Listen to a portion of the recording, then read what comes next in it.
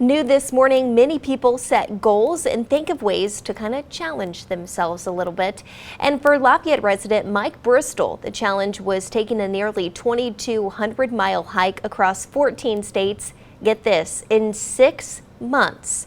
News 18's Cameron DeBlasio spoke with Bristol about his journey along the Appalachian Trail. So Cameron, first of all, this is pretty impressive here.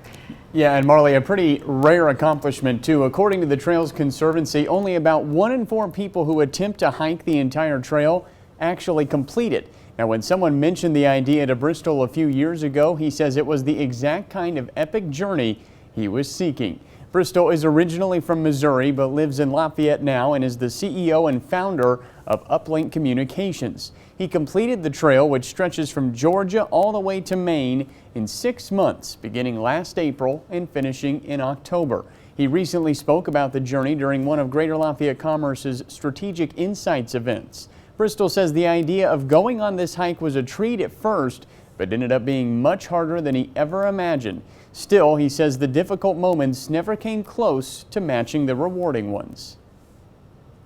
Now that I look back on it, I don't remember the hard parts nearly as much. I remember the good parts, and so it still was an amazing adventure. I'm so happy that I did it, and I learned a whole lot about myself and a little bit about life, a little bit more about business, and it was a great experience all around.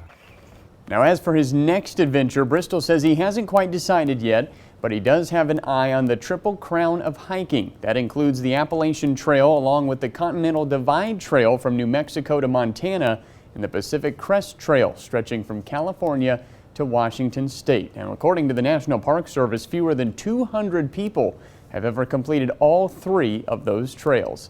Now, coming up in the next half hour, hear why Bristol says the strangers he met during his hike became the friends and the motivation he needed to keep going. Reporting in studio this morning, Cameron DeBlasio, News 18.